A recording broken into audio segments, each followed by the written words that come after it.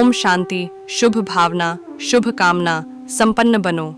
विश्व कल्याण के लिए वृत्ति से नेगेटिव वाइब्रेशन समाप्त करो। अब अपने शुभ भावना की वृत्ति, शुभ कामनाओं की वृत्ति से वायुमंडल में वाइब्रेशन फैलाओ। अभी अपने अंदर चेक करो, मेरी वृत्ति में किसी भी आत्मा के प्रति कोई भी नेगेटिव वाइब्रेशन है?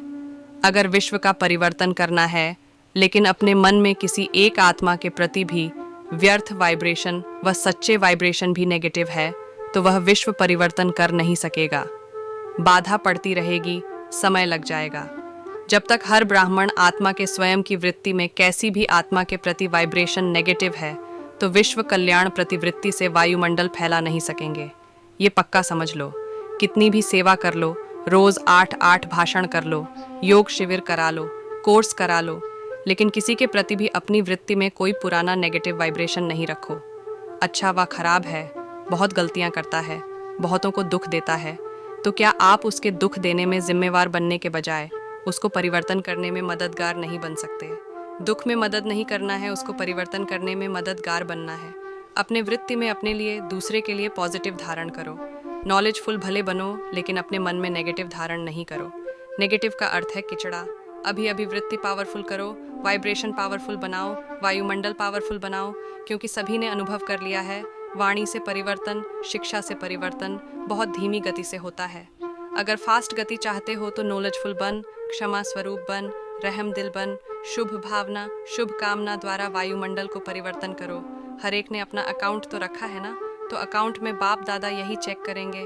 वृत्ति में, दृष्टि में, बोल में रहम दिल, शुभ भावना, शुभ कामना वाली आत्मा कितने % में रही?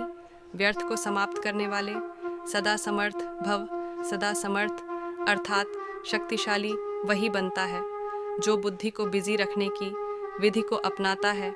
व्यर्थ को समाप्त कर समर्थ बनने का सहज साधन ही है सदा बिजी रहना। इसलिए रोज सवेरे जैसे स्थूल दिनचर्या बनाते हो, ऐसे अपनी बुद्धि को बिजी रखने का टाइम टेबल बनाओ कि इस समय बुद्धि में इस समर्थ संकल्प से व्यर्थ को खत्म करेंगे, बिजी रहेंगे तो माया दूर से ही वापस चली जाएगी। मैं आत्मा अपने शिवपिता से रूह-रिहान कर अपने सारे बोझ, चिंता, कमी, कमजोरी मीठे बाबा को समर्पित कर रही हूँ। मैं चिंता मुक्त, बोझ मुक्त, विकार मुक्त होकर मैं संपूर्ण ब्रह्मा बाप समान पवित्र फरिश्ता स्वरूप का अनुभव करती जा रही हूँ। ज्ञान सूर्य मीठे बाबा की पवित्र किरणों से मुझ आत्मा के सारे व्यर्थ संकल्प, विकर्म, विकार नष्ट होते जा रहे हैं। मैं आत्मा संपूर्ण पवित्र निर्विकारी सर्वगुण संपन्न बन गई हूँ। मास्टर ध्यान सूर्य मीठे बाबा के वरदान में स्थित होकर मैं पूरे विश्व की आत्माओं को ज्ञान योग, दैवी गुण, सुख, शांति, पवित्रता की किरणों का मनसा सकाश योगदान देती जा रही हूँ। मेरे इस मनसा सकाश योगदान से सभी आत्माओं की बीमारी नष्ट हो रही है। सभी आत्माएं सुखी, निरोगी, आनंदित हो रहे हैं। मैं आत्मा मीठे बाबा को दिल से बहुत याद कर रही हूँ। अब मैं आत्मा सर्व परमात्मा के वरदानों की स्मृति में रहकर वरदानों का स्वरूप बनती जा रही हूँ। मैं आत्मा शिव पिता द्वारा मिले हुए वरदानों को समय पर कार्य में लगाकर सिद्धि प्राप्त करने वाली सिद्धि स्वरूप बनकर सबके प्रति शुभ चिंतक वरदानी आत्मा बन गई हूँ। मैं आत्मा संपूर्ण पवित्र निर्विकारी सर्वगुण संपन्न मायाजीत पवित्र स्वरूप ब्रह्मा बाप समान बनती जा रही हूँ। मेरी सर्व आत्माओं के प्रति दिल से शुभकामनाएं हैं कि विश्व की सभी आत्माओं का जीवन सुखी, निरोगी, खुशनुमा हो जाए। सभी आत्माएं मीठे बाबा के ज्ञान योग के अभ्यास से अपना जीवन सुखमय, आनंदमय करें। हम सभी अब मीठे बाबा की निरंतर याद से, मीठे बाबा की श्रीमत पालन, ईश्वरीय सेवा से हम सभी अब ब्रह्मा बाप समान संपूर्ण और संपन्न बनकर विश्व कल्याणकारी फरिश्ता बनकर मीठे बाबा के ज्ञान योग से हम सभी विश्व की सभी आत्माओं का कल्याण करेंगे।